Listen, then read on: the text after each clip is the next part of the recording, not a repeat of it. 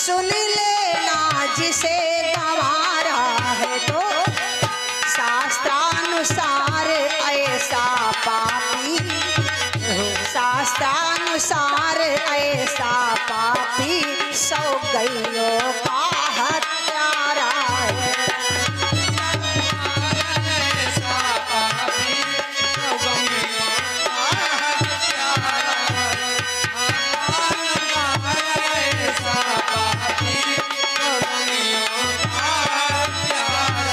जिसने मेरे प्रभु की, मेरे स्वामी की निंदा की है और जिसने सुनी है, जानते हो उन्हें कितना पाप लगेगा? 100 गैयों की हत्या का पाप उनको लगेगा जिन्होंने मेरे स्वामी की हंसी उड़ाई। और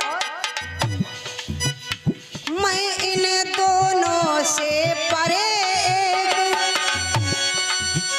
दूसरा विधान रचाऊंगी, दूसरा विधान रचाऊंगी,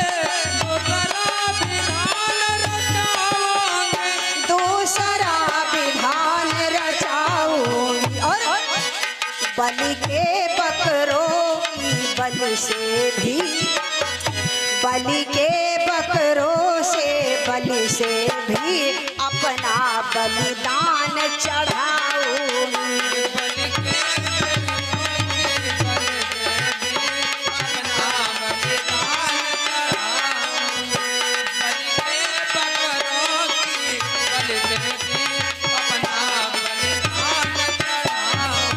आज सबसे पहले मैं अपना बलिदान दूंगी क्योंकि मुझसे मेरे पति का ये अपमान देखा नहीं जाता है। सबसे पहले मैं अपना बलिदान दूंगी। अब इस यज्ञ को नहीं होने दूंगी। क्यों? जिस यज्ञ में मेरे स्वामी का भाग नहीं लगा है, मैं उस यज्ञ को पूरा होने नहीं, उस यज्ञ को पूरा नहीं होने दूंगी। जैसे इतनी बात कही, भृगु महाराज वहां पर बैठे हैं, कहने लगे इस यज्ञ को मैं करा रहा हूँ, इस यज्ञ का यज्ञाचार्य मैं हूँ, इसलिए इस यज्ञ को मैं पूरा करके ही रहूंगा। सती जी ने कहा, अच्छा अगर तुम्हारे में इतनी दम है तो तुम इस यज्ञ को पूरा करके दिखाओ। अगर मेरे में दम होगी तो मैं इस यज्ञ को विध्वंस करके दिखाऊंगी, और तुम्हारे में दम हो तो इस यज्ञ को तुम करके दिखाना। इतना कहने के बाद भगवती सती ने क्या किया? हवन कुंड के पास में पहुंच गई, और जिस समय वहां पर पहुंची तो क्या किया? भगवान भोलेनाथ को याद किया, और भगवान भोलेनाथ को याद करके अस कही योग यागिनी तनुजारा, अस कही योग यागिनी तनुजारा, भयो सकल मत हाहाकारा।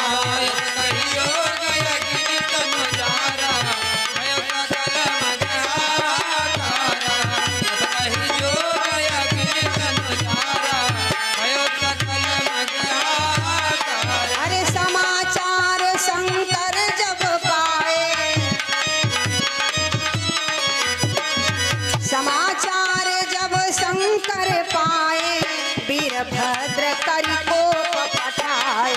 समाचार जब शंकर पाए, समाचार जब शंकर पाए, वीरभद्र करि कोप पठाए।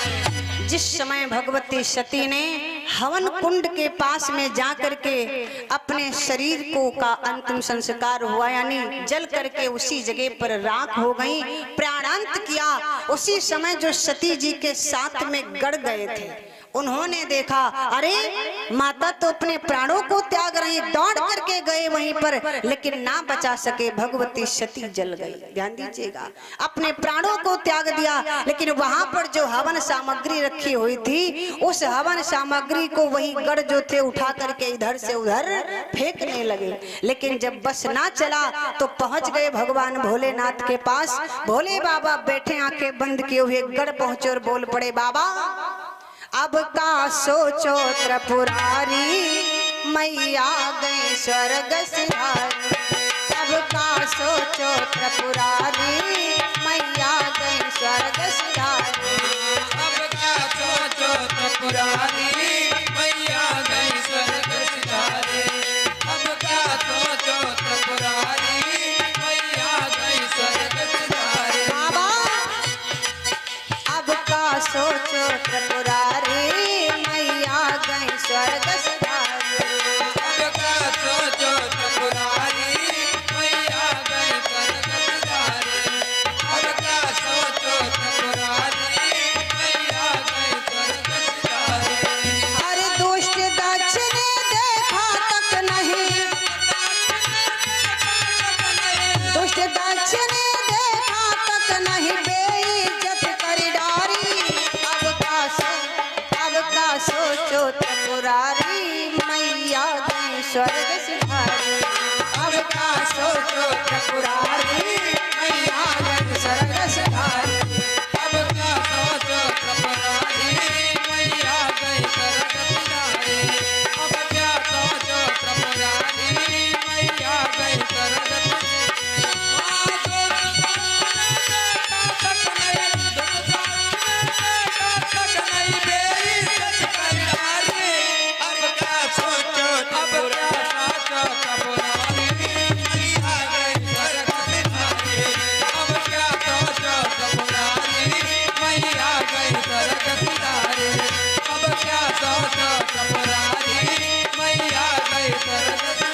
और बोले लाश पड़ी है हवन कुंड में, अब क्या हो त्रिपुरारी। लाश पड़ी है हवन कुंड में, अब क्या हो त्रिपुरारी। लाश पड़ी है हवन कुंड में, अब क्या हो त्रिपुरारी। लाश पड़ी है हवन कुंड में, अब क्या हो त्रिपुरारी। लाश पड़ी है हवन कुंड में, अब क्या हो त्रिपुरारी। तेसनी तेरा खोल दे भोला, मेरी करो असवारी। नेत्र तीसरा खोल दे भोला, मेरे करो समारे। नजर तीसरा खोल दे भोला, मेरे करो समारे। लाश पड़ी है हवन कुंड में, अब क्या हो त्रिपुरारी। नेत्र तीसरा खोल दे भोला, मेरी करो असवारी। दुष्ट दक्ष ने देखा तक नहीं, दुष्ट दक्ष ने देखा तक नहीं, बेइज्जत कर डारी। अब का सोचो त्रिपुरारी मैया गई स्वर्ग सिधारी। अब का सोचो त्रिपुरारी मैया गई स्वर्ग सिधारी। अब का सोचो त्रिपुरारी मैया गई स्वर्ग सिधारी। अब क्या सोचो त्रिपुरारी मैया गई स्वर्ग सिधारी।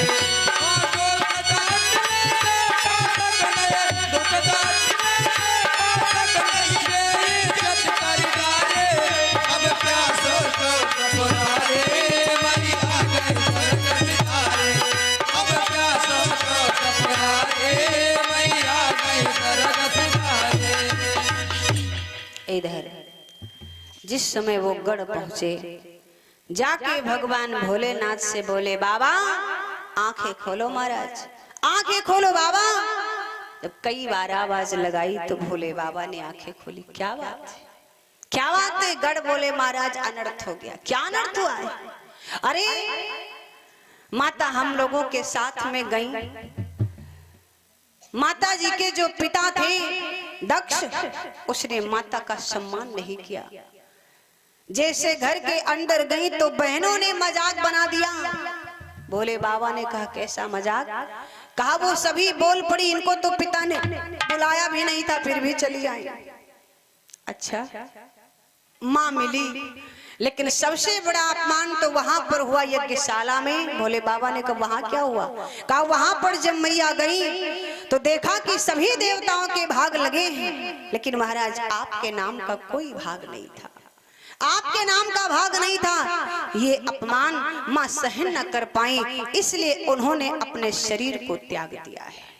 जैसे इतनी बात कही, भगवान भोलेनाथ ने कहा तो अब क्या होना चाहिए। गरुड़ ने कहा महाराज जिस समय मैया ने अपने प्राण त्यागे तो उन्होंने कहा था कि मैं इस यज्ञ को होने नहीं दूंगी, लेकिन उस यज्ञ को भृगु महाराज करवा रहे हैं, अब वो यज्ञ नहीं होना चाहिए। जैसे इतनी बात कही भगवान भोलेनाथ ने कहा ठीक है जाओ, ऐसा ही होगा। अब वो यज्ञ नहीं होगा। भोले बाबा ने अपनी एक जटा को कैलाश पर्वत पर पटक दिया, वीरभद्र गढ़ उत्पन्न हो गया। कहिए महाराज क्या करना है? उसी समय भगवान भोलेनाथ ने कहा जाओ और जाकर के जो कनखल में यज्ञ हो रहा है, जो दक्ष यज्ञ कर रहे हैं, जाकर के उस यज्ञ को विध्वंस करो। जिस समय इतनी बात कही, आज वीरभद्र और गढ़ों को साथ में लिया, ले जाकर के जिन जिन लोगों ने भगवान भोलेनाथ का अपमान किया था, जिन जिन लोगों ने अपमान सुना था, उन सबको उसका दंड मिला। उसका दंड मिला, यज्ञ विध्वंस हुआ। यज्ञ विध्वंस की न जाए। भोले बाबा ने जिस समय गणों को भेजा, गए वीरभद्र गढ़ गया, साथ में और गणों को साथ में लेकर के गए, जाकर के यज्ञ को विध्वंस किया। यज्ञ विध्वंस जाए सकल सुरन विधवत फल दीना। जिसने अपमान किया था माता सती जी का और भोलेनाथ का, सबको उसका दंड मिला। सती मरत हरिसन बरु मांगा। वीरभद्र जिस समय गया, यज्ञ को विध्वंस किया, जिसने अपमान किया उसको दंडित किया, दंड मिला, वापस लौट आया। इधर भवानी ने जिस समय अपने प्राण त्यागे थे, उस समय मरते समय सती मरत हरिसन बरु मांगा। सती मरत हरिसन बरु मांगा। जन्म जन्म शिव पद अनुरागा। जन्म जन्म शिव पद अनुरागा।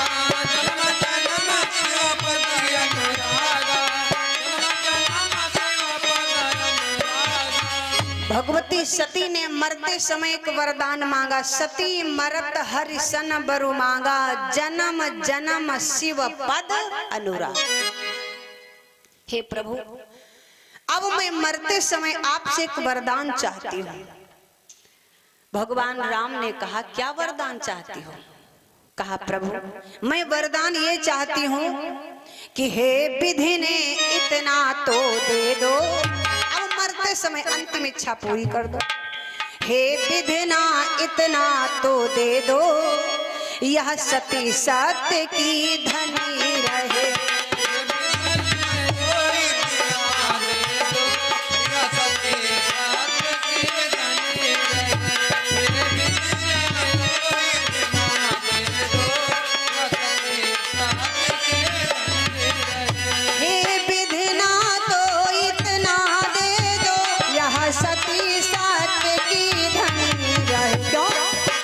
जब जब यह जहाँ जना जन में, जब जब यह जहाँ जहाँ जन में, तो शंभो की काहुल रहे।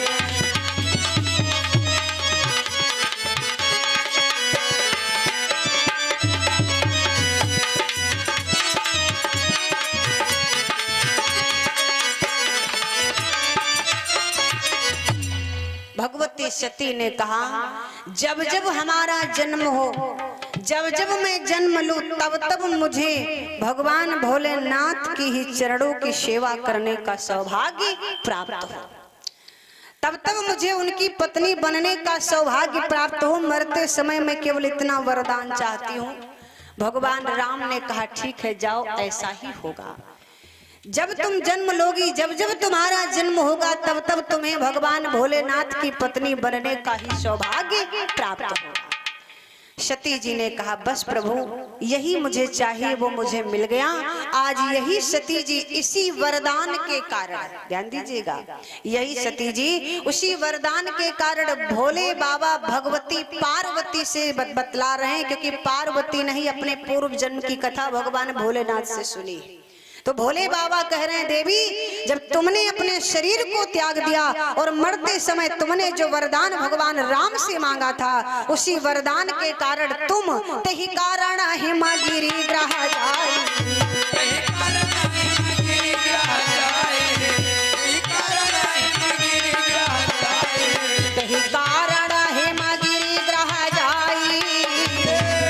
जनमी पार्वती तनु पाई। के कारण ही मिल जाई, जनमी पार्वती तन पाई। के कारण ही मिल जाई, जनमी पार्वती तन पाई।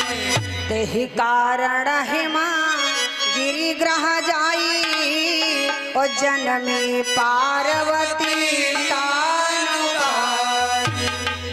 उसी वरदान के कारण तुम जाकर के महाराज हिमांचल की पुत्री पार्वती के रूप में तुमने जन्म लिया। और जब पार्वती के रूप में जन्म लिया तो जब ते उमा शैल ग्रह जाई, जब ते उमा शैल ग्रह जाई, सकल सिद्धि संपत्ति तहाँ छाई। जब ते उमा शैल ग्रह जाई, संपत्ति कहाँ जाए। जब ते उमा शैल ग्रह जाई, संपत्ति कहाँ जाए। जब तुम्हारा जन्म महाराज हिमांचल के वहां हुआ, तब से हिमांचलपुर नगरी में सुख संपत्ति अथाह हुआ है। बहुत संपत्ति उनके घर में। भोले बाबा माँ भवानी से बोले, देवी धीरे धीरे जब तुम बड़ी हुई, सियानी हुई, मुझे पाने के लिए तुमने तपस्या किया।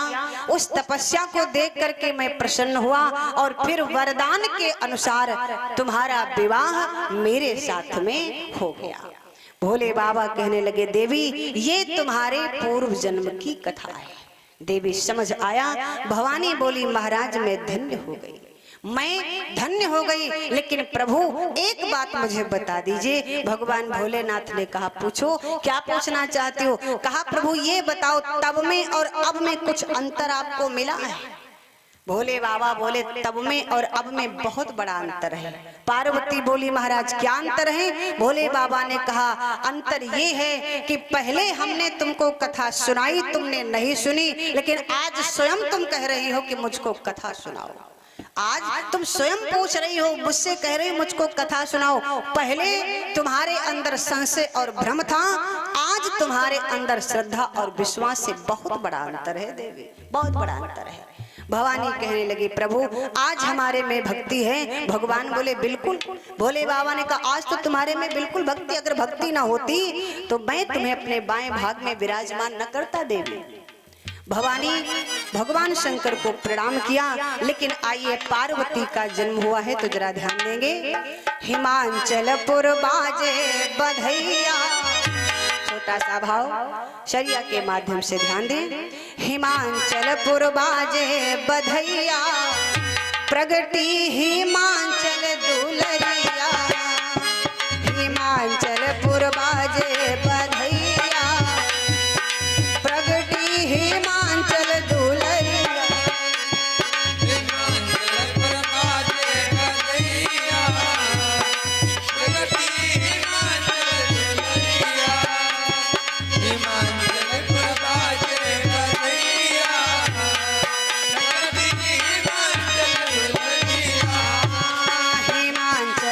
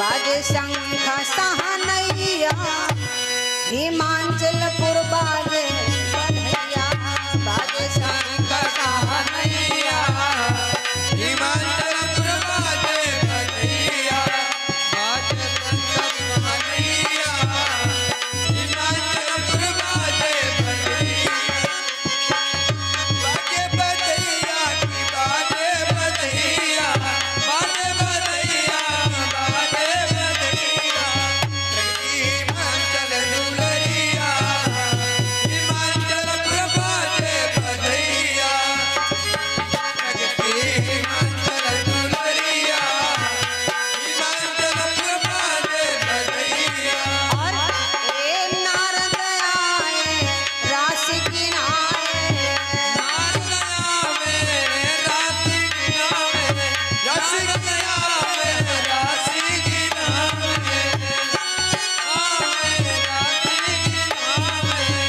ये हमारी यजमान दीदी जी की तरफ से पार्वती के जन्म पर 100 मुद्राएं हमें न्यौछावर के रूप में दिए हैं।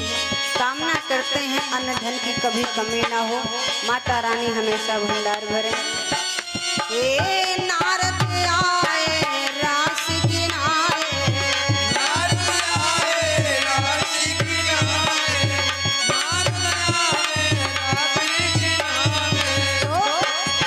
उमा नाम धरवैया उमा नाम धरवैया हिमाचलपुर बाजे बधैया उमा नाम धरवैया